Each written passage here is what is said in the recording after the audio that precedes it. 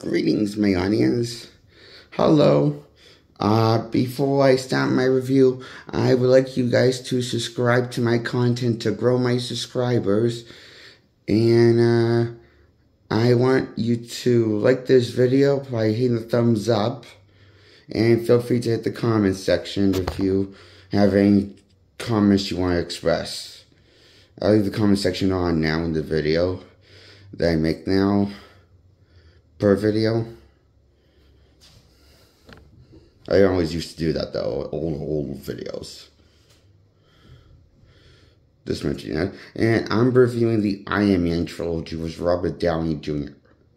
I give all three installments, well, not all three, I guess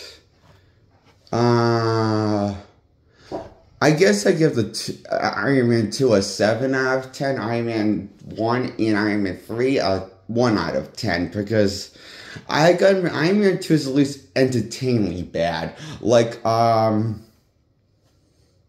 guilty pleasure I can enjoy Iron Man 2 as. I can at least stay awake through Iron Man 2. I had trouble staying awake through Iron Man 3 and watching Iron Man 1 and 3 a lot, because there was a lot of bad, stupid stuff in the movie, and that was kind of stupid how early on in the movie, how the villains that were holding Tony Capture couldn't figure out that he wasn't building the Jericho, but couldn't figure out he was building, obviously, something else. Some villains couldn't figure that out, except the main guy. I mean, they didn't kill him sooner. I was surprised. Because, in reality, they would have killed him sooner. That's why, it's obvious he's building a different weapon than a Jericho.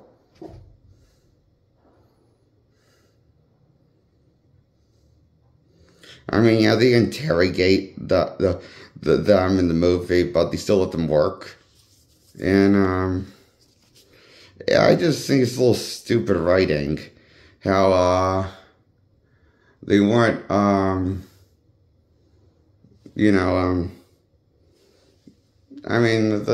people who kept Tony's, were just stupid henchmen anyway.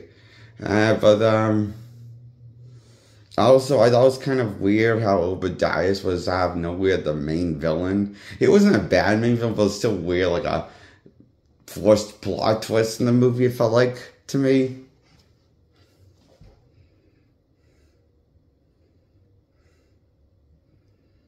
And,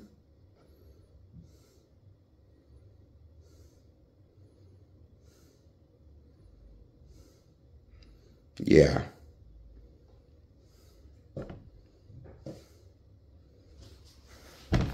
And also, I didn't really care for the cameo at the end credits, how this movie spoiled that it was a B-movie plot to set up a bigger movie called 2012's Mighty's Avenger movie, titled Marvel's The Avengers from 2012.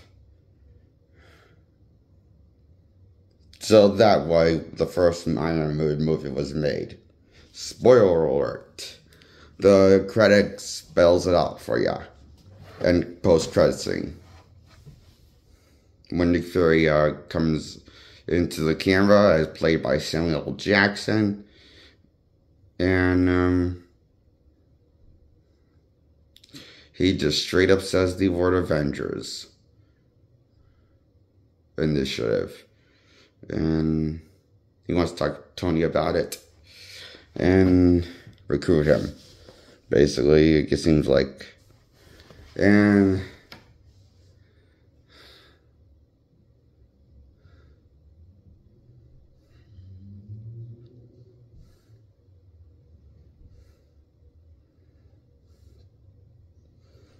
Tony Stark's the most probably the most well-rounded, likable in the first Iron Man movie compared to the sequels. But the first Iron Man movie was just a bit of a war fest, snore fest. A bit of a drag to watch at times. Too often, took too long to get going, you know? Took forever. There's so many times on replay value, it takes forever to get going, you know?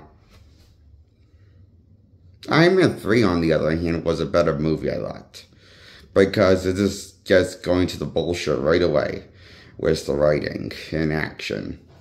It's not good, it's not complex, not consistent writing or clever writing. Where's Tony's PTSD and dealing with it, and it's shit writing. But the action's there. More than Iron Man 1 was. Had action. So at least it kept me more awake than Iron Man 1. But I couldn't help but Iron Man 3 just totally fucking rotted my brain.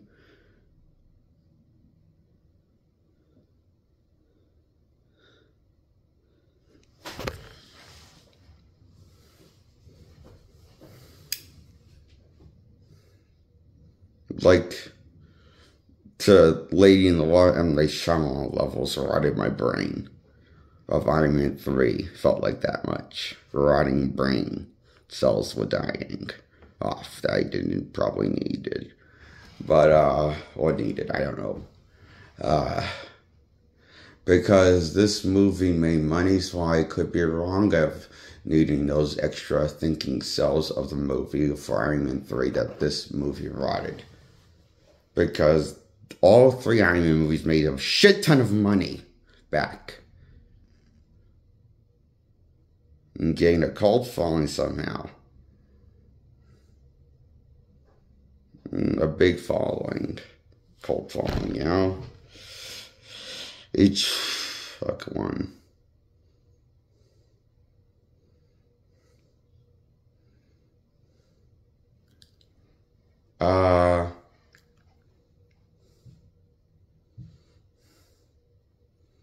Now I'm going to talk about Iron Man 2. That movie is entertaining, bad, is why I'm giving it a 7 out of 10. For me, the writing's just shoot myself in the foot hilarious. Movie. Iron Man 2. It feels good to watch him make himself look like the fool he is. Tony Stark ends up being a fool and an incompetent hero by the end of this movie. And the worst version of himself, of being heroic. And that kind of try to course correct was 2012's Avenger movie. Of making him more heroic and less of a selfish prick.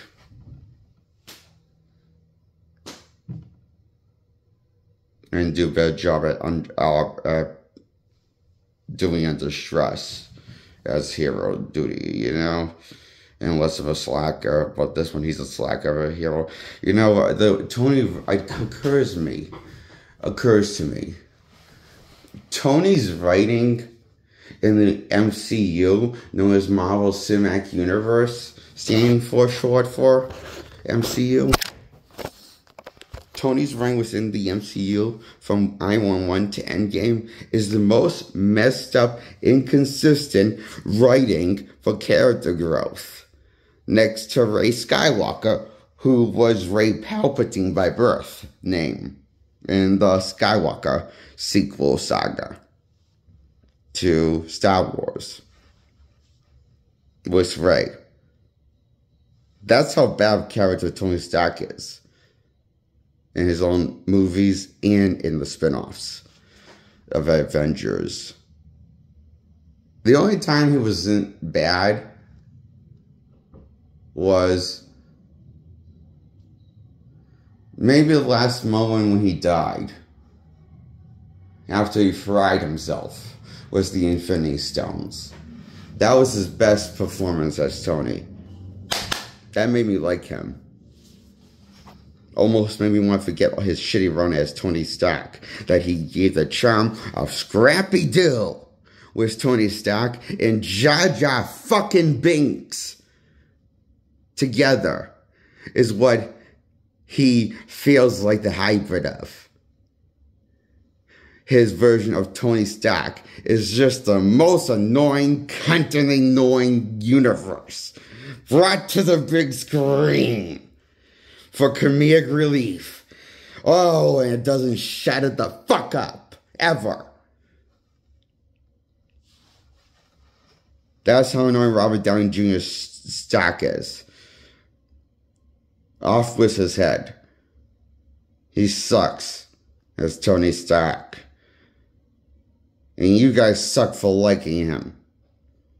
Or finding him relatable or complex of a hero. Or find him a well-rounded hero. Or likable hero. Or funny hero.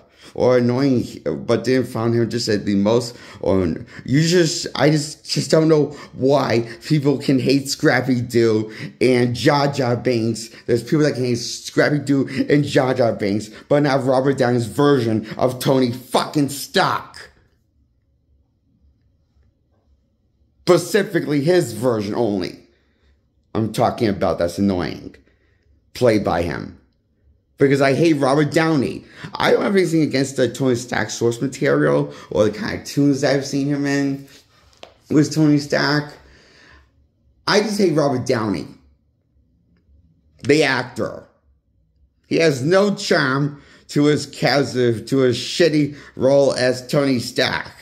Or like a villain, he's just an annoying Scrappy-Doo character like Jar Jar Binks is to the Phantom Menace. Just when you think something's going to get good, he has to come in and shit his ego all over the script. Which is comedic relief timing for the kids. Like a stupid fart joke or a boner joke or shit like that.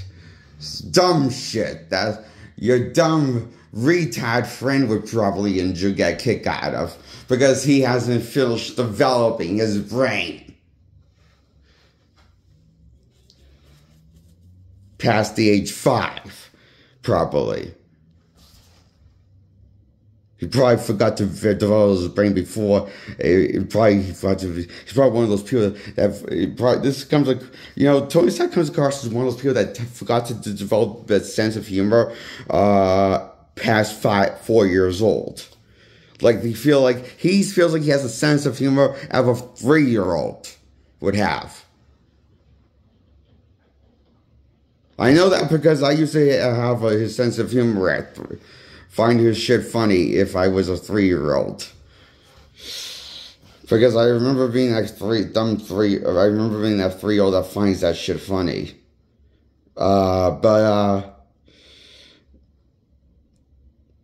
It was 2012 when I saw the movie, so I was...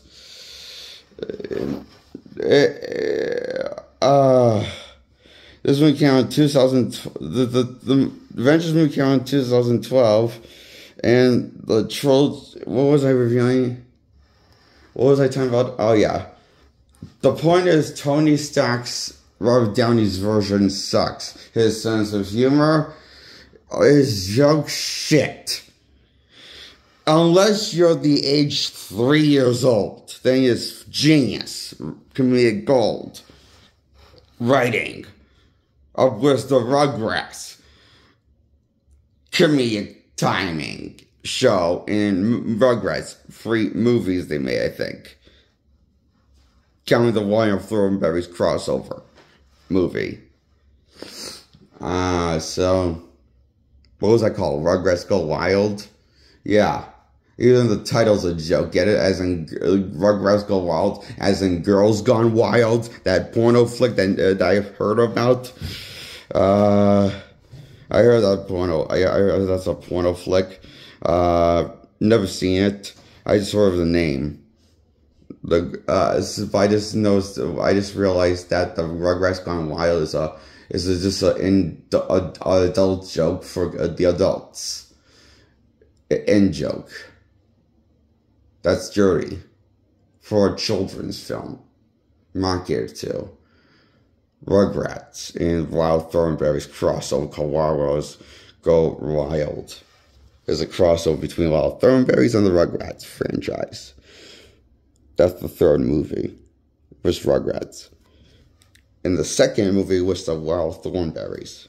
There are two Wild Thornberry movies. One was the Rugrats, and one was the Isolde franchise movie. Separate movie.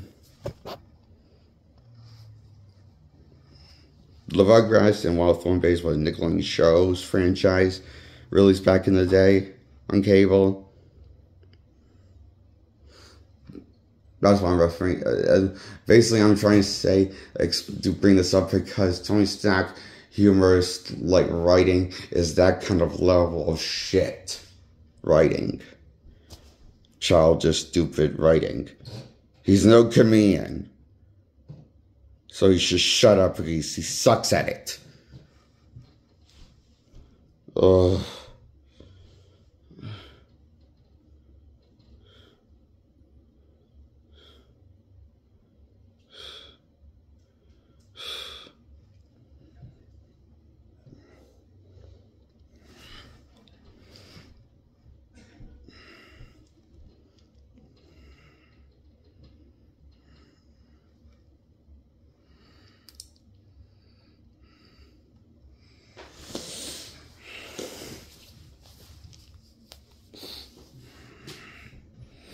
Now I'm going to review Spider-Man 3.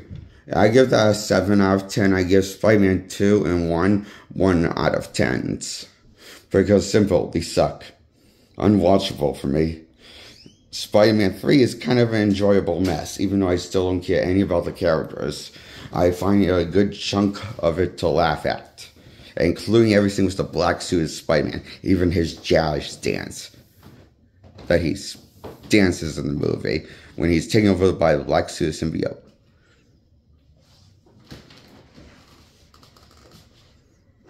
And I enjoyed that part of him dancing like a fool to jazz.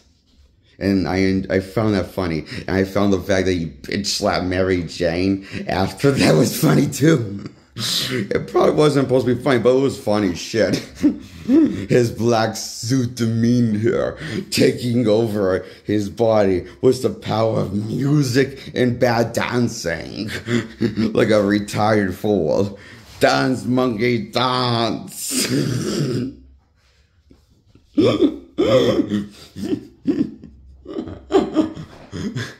I wish I could have seen more of that break dance. I wish that break dance went on for 15 minutes longer.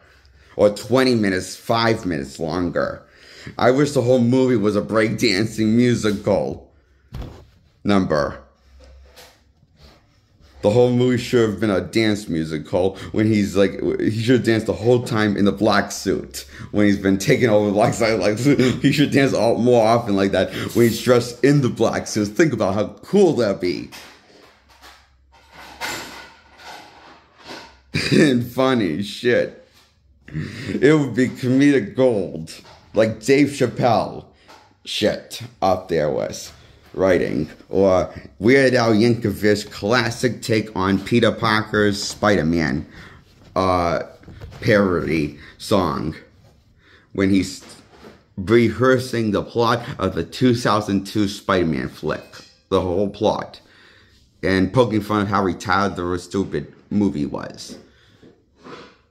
And how much Peter Parker clearly is pitiful. And Mary Jane is a whore. And a dumb bitch. And this movie, Spider-Man 3, amplifies that to the 11. The dumb bitch she is. And the clueless Peter Parker is. And the dumb bitch they all dumb belong to get MJ and Peter. It's cute now. So now it's just cute because they're dumb. The retarded level IQ is up there with each other now. You know, Peter Parker was a little more smart than Mary Jane in the first two installments. Well, they fixed that and course correct him and make him just as dumb as MJ. That makes it more funny now to me. And watchable of a movie than the first two ones, which I gave us 1 out of 10. from the Sam Raimi trilogy. Well, this 3 movie has a 7 out of 10 because it's a good guilty pleasure. It's right up there with Supergirl, the movie, 70s flick. And the director's cut of the 70s flick, Supergirl movie. I've seen both theatrical cut and 70s director's cut of the Supergirl movie. Of both versions. PG for the theatrical and director's cut of Supergirl movie. And they both were genius written. I felt like I was on ketamine when I experienced ketamine for the first time. Called Bravado version is what it felt like to me watching the Supergirl movie. With the writing, it felt like you're trying ketamine for the first time. If you haven't tried ketamine, the spray version of ketamine called Bravado is what I tried, and it was a good experience for me. And that's what the Supergirl movie feels like in a nutshell. With the writing, wonderful drug experience is why I give it a 7 out of 10. Not because it's complex or smartly written with well-rounded characters or good villains. The opposite is true. It's hilarious and nuts, dialed to the 11, and beyond your wild-streamed writing is bonkers. And it takes place in the same universe as Christopher Reeve's Superman movie. So, go figure, this reference that Christopher Reeve Superman exists in the same universe within the content of the film Supergirl movie. If you're awake enough to be awake enough and stand the fear-inducing nightmare of the dream knife fuel that is the drug ride Supergirl movie. Which is bonkers writing. And out of nowhere, we're not sure how she gets the Supergirl suit. And when she gets it, she just out of nowhere has it and jumps out of the water and starts floating in the air, flying and going, whee! That's her reaction as Supergirl when she's wearing the tights. Isn't that great?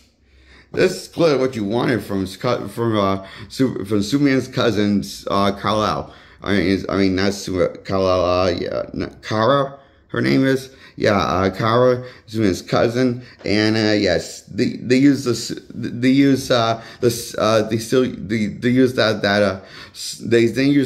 OG Supergirl, where in the Silver Age, Supergirl was originally made to be a mate for Superman.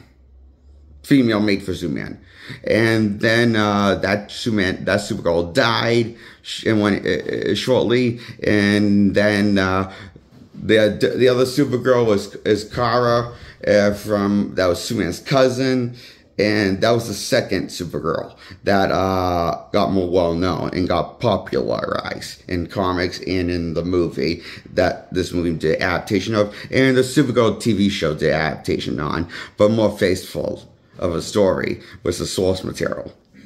It actually tried to be some sort of faithful source material, but taking it into new direction, expand upon was putting different characters in that weren't in the comics, and so, and I thought it was pretty good of a show.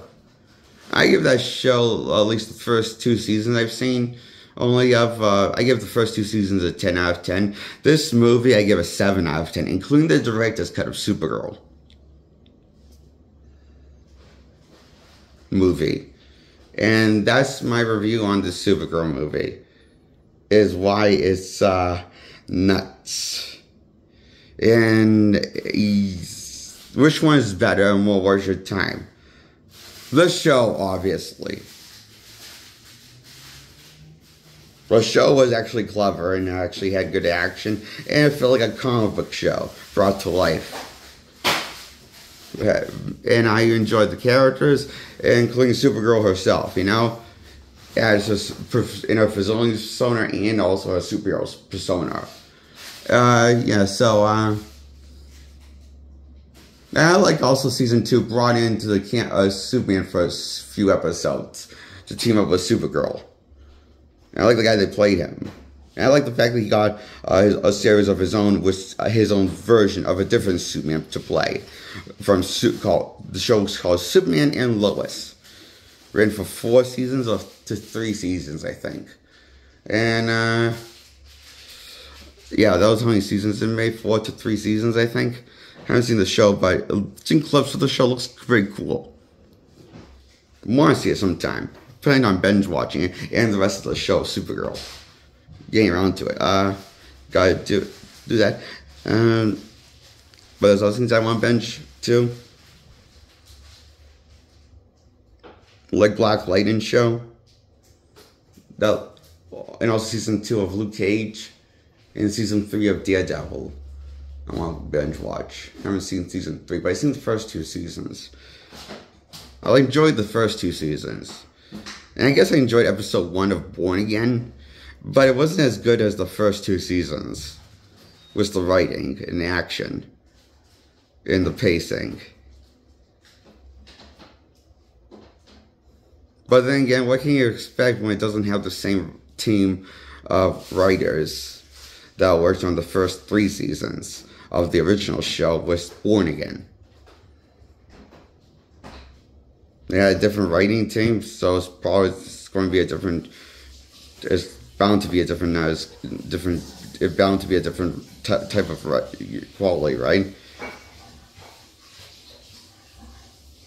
I thought it was okay. I guess episode 1. I haven't seen the other episodes, but I just guess episode 1 was okay. I don't know. It wasn't as edgy. It wasn't as edgy I wanted it to be. It was being intense. It was more violent and bloody without being as intense on my seat like the original first 2 seasons were. But it was more bloody and gory than the original first 2 seasons were, with the violence being more excessive when they got there. But it's weird because when it did got there, I felt like it was just there for shock value. Not like I didn't feel like the impact of the violence or that like I was on my edge of the seat as much compared to the first 2 seasons of the original show with Charlie Cox versus the revival show with Charlie Cox, Daredevil, of episode 1. And I'm worried, is it going to be like that more? Is that what how the action is going to only be like that? Because if it is, the action is going to be the worst part of the show, when it should be the highlight of the show, to me. That's what was the highlight of the show of the original. I thought the highlight of the original show of the first 2 seasons of Daredevil was the action, when it was at the best, pace-wise, and keeping me out of the edge of the seat. I didn't get that from Born Again. That ended up being the worst part of the episode 1 of the action, I thought, because it felt like it was there to please. It felt like more there for fan service when he suited up as Daredevil, and it was odd how he couldn't hear that Foggy was a target when he got close, closer before he suited up as Daredevil. It was just, and it's weird how his hearing is very inconsistent how it works in this show with episode 1 of Born Again versus first 2 seasons, where it was very consistent of how strong his hearing could be. And how he can literally hear everything, and how sometimes it's kind of a pain in the ass. It's explained, and you can get things mixed. Everything can be crowded. It was more consistent in the first 2 seasons than in Born Again, episode 1 of Daredevil, the revival show with Charlie Cox. Is it doesn't understand Daredevil as much as the Ben Affleck Daredevil movie understood Daredevil, PG-13 theatrical flick. And that let Daredevil commit murder, which the comic book counterpart isn't supposed to do. Really do, actually, at all. It was his go-to thing not to do. And that was a big no-no. I hear that. That was a big no. And then this movie, I mean, the episode opens up with Charlie Cox Daredevil trying to commit murder with Bullseye, and he's seeing Bullseye kill, and Foggy dies because of Bullseye. But I'm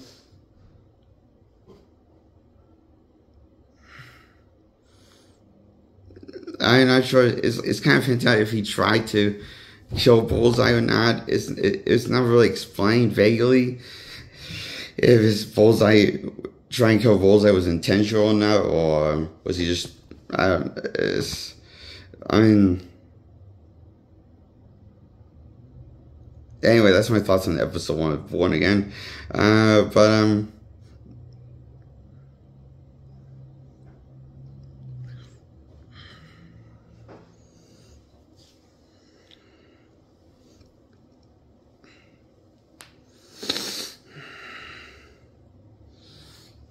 And I give the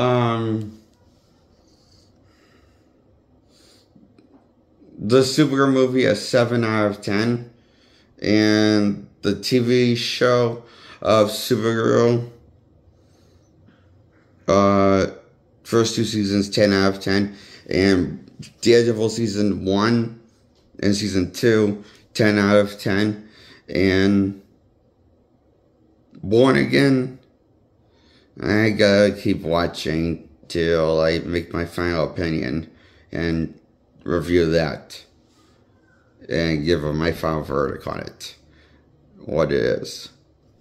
So, I'm not giving a rating score in this video. This is telling my brief thoughts on Born Again so far. Okay? I give Daredevil season 1 and 2 a 10 out of 10. I like season 2 a little more than season 1. Because it had the red suit, and it had Elektra, and it had the Punisher. Frank Castle was awesome in the show.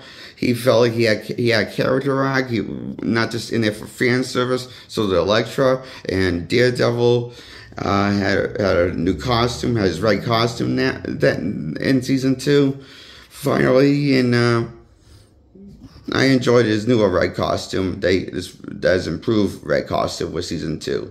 They got after his old red costume got damaged, prototype red costume that he wore in season 2, and he got new red costume. And Foggy found out he was Daredevil on the roof. And so I'm really shot in pain. And so, in season 2, Foggy is his best friend, and Karen is also a close friend that he works with. Both them on cases was caught in the series, and they're all team of lawyers. And so, they both, by the end of season 2, find out that Matt Murdock and Daredevil are the same person.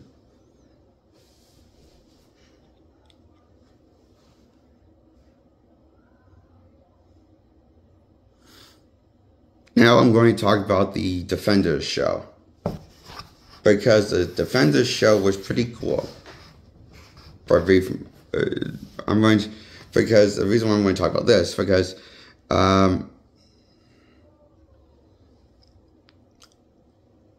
the Defenders show ties in, is kind of like a season 3 to season 2. It's kind of like a Defenders only had 1 season, and the Defenders is kind of like a in-between season for Daredevil season 2 and season 3. Because season 3 begins right where the Defenders ended, with Daredevil in the same location, surviving the explosion he was in with Elektra that he was caught in the end of the Defender show. So he was alive, and in the season 3 opening of episode 1 of season 3. And I thought that was cool, storytelling, and how they all connect, at least how the world building is in when it was the rights was Netflix was the Marvel characters and not with Disney, the writing was much better, I think.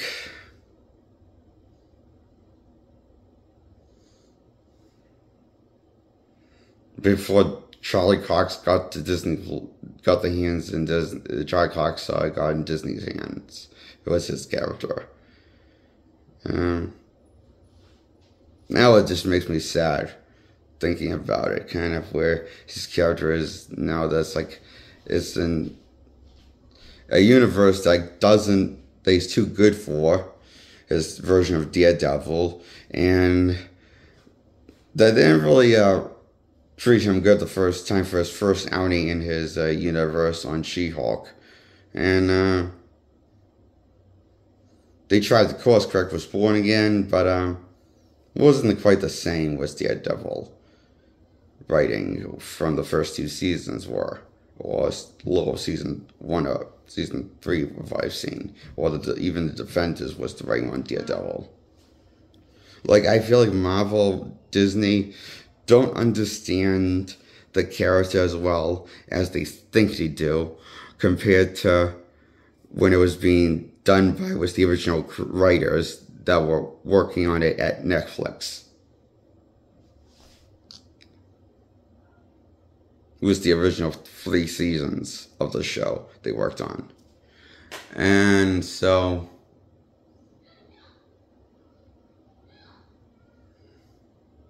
it is kind of a shame we didn't get a continuation of the original show. Instead, was the original writers that could still write the character and do the character more justice than the Born Again show did in 1 episode. And I only see 1 episode, but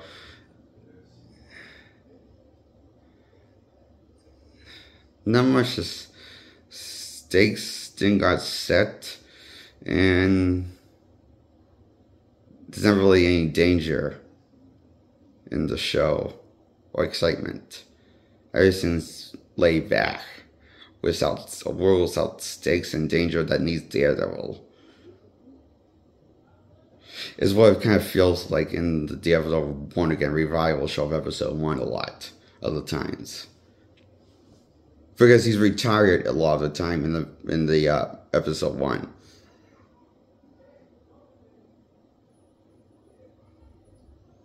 I think that's a little out of character for Daredevil, more than him killing. It feels like it's a little forced, more than him killing in the 2003 flick that Ben Affleck starred. This is what I think, though. And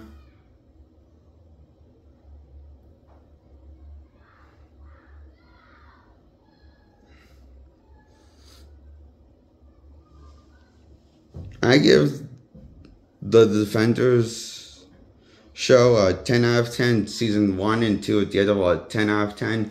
And episode 1 a 10 out of 10 of season 3 of Daredevil. And Daredevil Born Again, I give I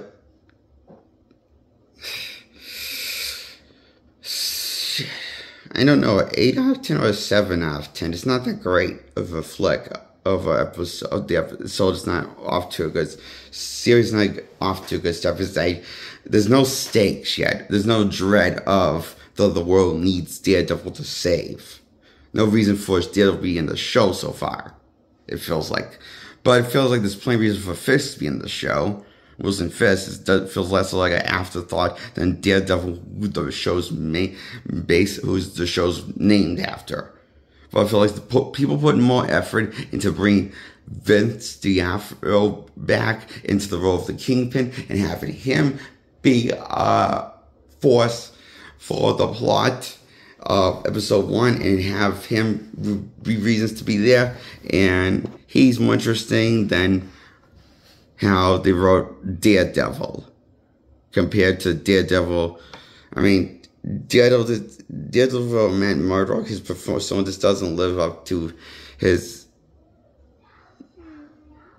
the first 2 seasons, you know? With the writing, it's just not there, quite. Maybe that's because it has a different team of writers and different team of working people on the show. But it is what it is. It's not that great of a show, I thought. Daredevil episode 1, Born Again, season 1. And I hear season 1 got greenlit for, I hear this is going to be a season 2 of this. And so far, I'm not hyped, to be honest with you. I'd rather just go watch the original show over again.